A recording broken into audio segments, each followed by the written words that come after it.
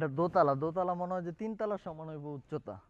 কাকিও বলে ঘুরতে আইছে দেখতে। উলাইনিয়া উলাইনিয়া মানুষ আর মানুষ, কত মানুষ আল্লাহ। আজকে ঘুরতে আসছে উলাইনিয়া জমিদার বাড়ি। এই যে প্রথমেই দেখতেছেন উলাইনিয়া জমিদার বাড়ি ঢুকতে প্রথমে এই যে এই মসজিদরা, শত বছরের পুরানো মসজিদ। এখন যাইতেছি আমরা ভিতরে, সেই জমিদার বাড়ির একবারে গেইটের কাছে চলে আসছি। এখন আমরা ভিতরে যাব, সবকিছুই দেখামো আস্তে আস্তে। আসো। ঢুকলেই প্রথমে এরকম একটু অন্ধকার অন্ধকার লাগবো। এরপরে দেখবেন এরকম পুরনো বিল্ডিং। এই যে বিল্ডিং এরকম দেখা যায়। আবার এই সাইডে একটু দেখাও, এই যে এই সাইডে এই একবারে পুরনো স্থাপনার মতো দেয়া যাইতেছে, এটাও একটা বিল্ডিং। এরপরেই আপনারা ভিতরে প্রবেশ করবেন।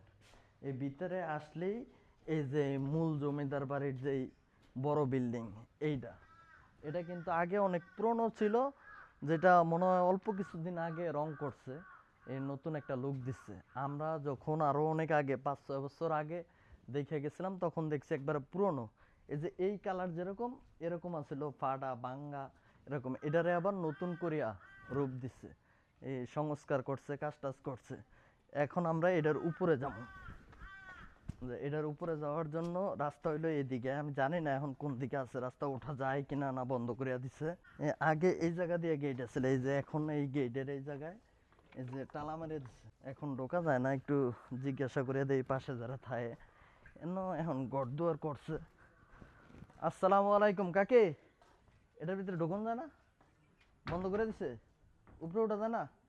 চাবি আছে তোমার কাছে? টাকা পয়সা দিলেও ঢোকন যায় না? এটার উপরে ঢোকাই যায় না, বন্ধ করে দিচ্ছে। এই পরিস্থিতি। এইটা মনে হয় এটার ঢোকনের প্রবেশ পথ। এই যে এই পাশে, ও এই পাশে হইলো বাড়ি না, এটা প্রবেশ পথ না, এটা এবার অন্য একটা বাড়ি। এই সাইডে না, এই সাইডে অনেক বাড়ি ঘর হয়ে গেছে এখন দেখা যাইতেছে। এই যে অনেক মানুষজন দেখা যাইতেছে এই জায়গায়, সবাই ঘুরতে মানে এখন মাত্র আসর আজান দিছে, একটু পরে দেখবেন যে আরো শত শত মানুষ এই জায়গায় আইব। এই প্রতিদিনই এরকমই আসে মানুষজন দেখতে, আমাদের মতো সবাই। এটার উপরে কিন্তু বসারও জায়গা আছে, ভালোই আছে। আবার গর্তর মতো আছে, বিভিন্ন যে জমিদার গইয়া ছিল পুরনো সবকিছু দেখা যাইত, এখন বন্ধ করে দিছে। মানে কারা বন্ধ করছে জানি না, এখন বলে ঢোকাই যায় না, তাইলে আইসা কি লাভ। এরপরও যাদের ইচ্ছা করে আসতে পারেন। এইদিকেও ওয়ালটানা আছে এই পুরনো। এই যে এইটা আবার কি, এই যে এই দিক দিয়ে দেখা যায়। এই যে আমি যদি খুব কাছ থেকে দেখাই, এইটাও একটা পুরানো স্থাপনা। দেখেন এটার অবস্থা কি, গাছ টাছ হয়ে একবারে যে অবস্থা, মানে ভাঙ্গা চুরে যে কোনো সময় পড়তে পারে, একবার পুরনো হয়ে গেছে। এইটা হইলো বাড়ির এরিয়া ছিল, এখন আশেপাশে এই যে বাড়ি ঘর হয়ে গেছে এই পাশে এদিকে সবকিছু। এখন আর কি কোনো কিছু আছে? আগে এনো কেউই থাকতে পারতো না, তাগো আত্মীয় স্বজন যারা আছিল তারাই থাকতো। কাকি আপনি এমনি যাইবেন? কাকিও দেখতে আইছে এই জায়গায়। আমি মনে করছি কাকি মনে হয় এদিক দিয়ে যাইবো, এই কারণে আমাদের দিকে দাঁড়ায় রয়েছে ভিডিও করি। কাকিও বলে ঘুরতে আইছে দেখতে। এই যে ফুল ভিউটা দেখাই, এই যে কত সুন্দর দেখা যায় দেখেন একবারে। এটা দোতলা দোতলা মনে হয় যে তিনতলা সমান হইব উচ্চতা। আর এখন এই যে গোবর গরু টরু এরকম। আগে আরো অনেক সুন্দর ছিল, মানে উপরে উঠা যেত, এখন উঠা যায় না। এটাই তো কইতাই না, উড়নই যায় না। কি করলে উড়ন যাবে? তোমার লগে আমি যুক্তি পরামর্শ করি। হ্যাঁ, উড়ন যাবে না? টাকা দিব তোমারে। চাবিকার কাছে? তুমি জানো না? তুমি জানো কইবা না? আছে নিশ্চয়ই উঠার কোনো রাস্তা আছে, কিন্তু এখন দিত না হেরা চাবি। কি কম কার কাছে? ও, আপনার বাড়ি কোন জায়গায় ভাই? লাল খারাবাদ? আমরা তো বাতার তো নাইছি। ও ভালো, ভাই আসছে আবার লাল খারাবাদ থেকে। তা আসতে পারেন সবাই বিকালে একটু ঘুরতে। এই জায়গায় কি জানি লেখা আছে আরবিতে। আগে ভাল লাগতো একটু বেশি, এখন অত বেশি ভাল লাগে না।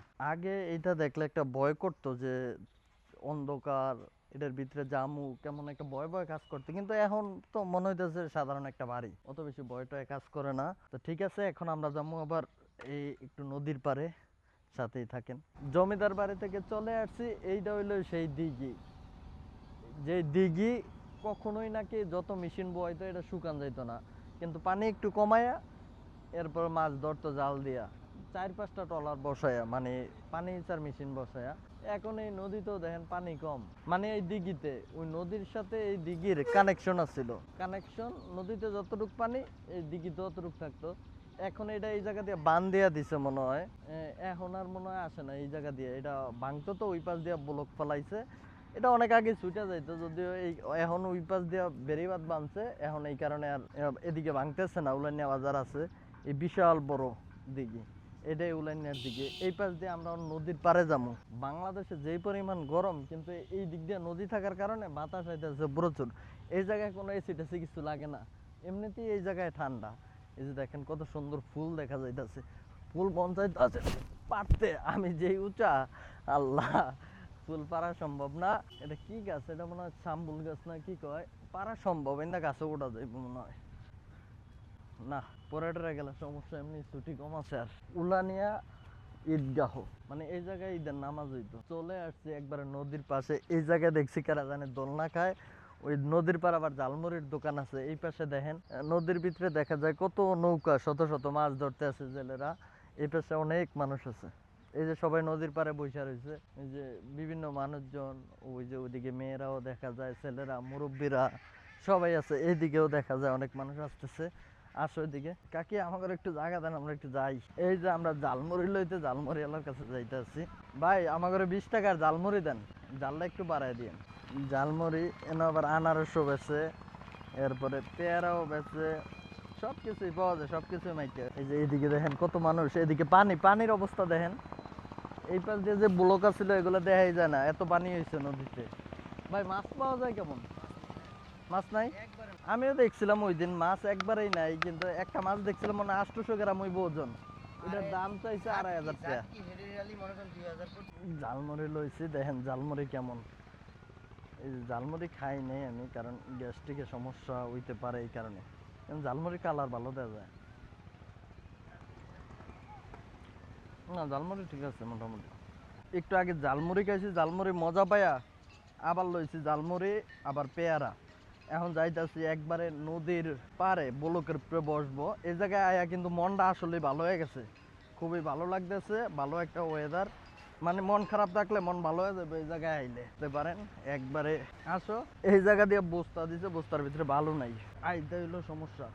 এই পাশে আবার দেয়া যাইতেছে এই যে জাহাজ দিয়া, ওটা দেখাও একটু। ওইদিকে ওইদিকে ওই যে জাহাজ দিয়ে ইয়া ফালাইতেছে বালুর বস্তা, ব্লক যাতে না ভাঙে। একবারে নদীর উপর দেয়া যায় না কিছু, শব্দ তো একবারে। উলাইনিয়ার ভিউ দেখেন কি অবস্থা।